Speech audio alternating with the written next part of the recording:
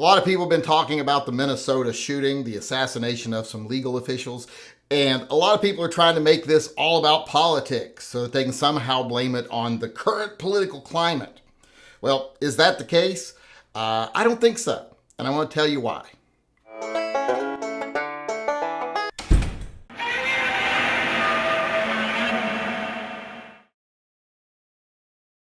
Hey everybody, Yankee here. A lot of people are talking about this murderer in Minnesota that killed some lawmakers, and a lot of people have been trying to talk about what his motivation was.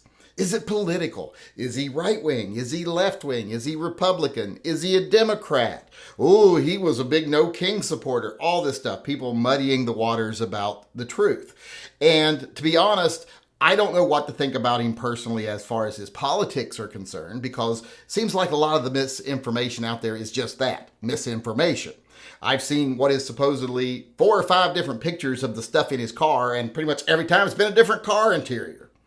So don't know what to think about, what his personal political leanings were on most things. But I do know one thing. We actually know a couple of things. There's a couple of things we know. Last time he registered as a Republican so that he could vote for Donald Trump. And everyone that knows him says he was a big supporter of Donald Trump.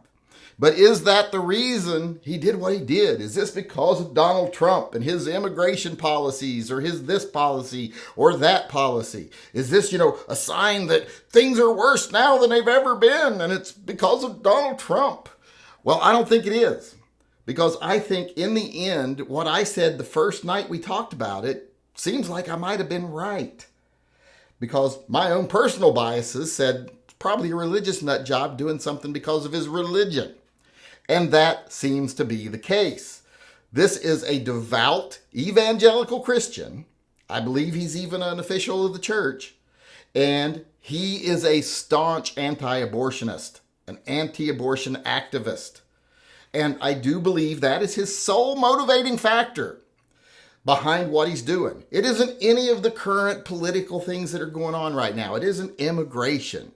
It isn't gay rights. It isn't any of those things. It's the fact that he is part of the church and he wants to enforce his religion on other people. Remember, there's a lot of people out there that think that their religion prevents you from doing something, when that's not the case. I hate to break it to religious people. It's great that you're religious. You want to be religious, that's fine. But your religion only dictates your behavior, not mine, and not anybody else that doesn't follow your religion. This seems like this is just a case of some of the oldest terrorism that there is, religious terrorism. And yes, it is terrorism, but it's not political terrorism. Now, I know abortion has been made a political topic, but it's more rooted in the religious beliefs of people than anything else. People that are highly religious tend to be anti-choice, anti-abortion. People that are not as religious tend to lean more towards pro-choice. They would rather you not do it, but they're not going to step in and tell you can't. And a lot of people definitely don't want the government stepping in and telling you can't, whether they're right or left. So I don't think this guy was particularly right or particularly left, except for when it came to religious issues. And we all know that Donald Trump, co-opted a lot of the religious stuff. He pretends to be a Christian. He does his little prayer things.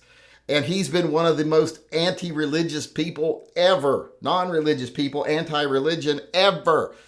And he even said, look how stupid Christians are. If I ever ran as a politician, I would run as a Republican because it'd be so easy to fool the religious people. He has said that in interviews, and now he's doing it, and guess what? The religious people are falling for it. He was right. But I don't think that's the issue. I don't think Donald Trump has anything to do with this. I don't think current politics have anything to do with this. I think that if you wanted to tie it to current politics at all, you could say, well, his business is failing, apparently, what we heard from his best friend. And that's stressed him out. So, he's acting out on some of his other beliefs. I think that's as closely as you can tie it to current politics. I don't think this has anything to do with the current administration. Doesn't have anything to do with resistance to the current administration. I don't even think it's Republican or Democratic problem. It is a pro-life, pro-choice conflict. And that's as old as the hills, that argument. It's been going on forever. It's not like this is the first time a pro-life person has resorted to violence. Not even close. There's a reason a lot of those laws exist about not picketing near abortion clinics and all this other stuff, because they were killing abortion doctors, or just doctors. They were murdering them because they weren't adhering to their religious doctrine. And I think that's what this is about. And I'm not saying all people who are religious and are anti-abortion would actually go out and kill someone. They're not insane. This guy is just someone who is way into it. You know, like I said, figurehead in the church, really staunchly believed in anti-abortion, believed all that, believed that his religion dictated everybody else's behavior also. And then he got himself in a bad situation and he would say, well, if I'm going to go out, I'm going to go out doing something I believe in. If there had been a lot of pro-choice Republicans, I believe they'd have been on his list, but they're just not. There's just not. You can't be pro-choice and be a Republican in most cases, at least not a very vocal, national Republican.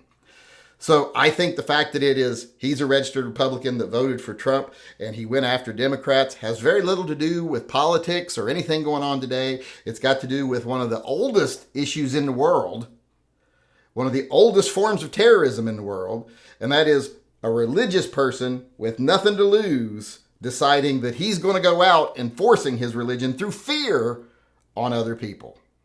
Hey everybody, Yankee here. Before we go, I just want to take a second to remind everyone that this channel is 100% viewer funded. We don't take a penny from advertisers, retailers. We don't take money from political organizations. There's no one telling me what I need to tell you.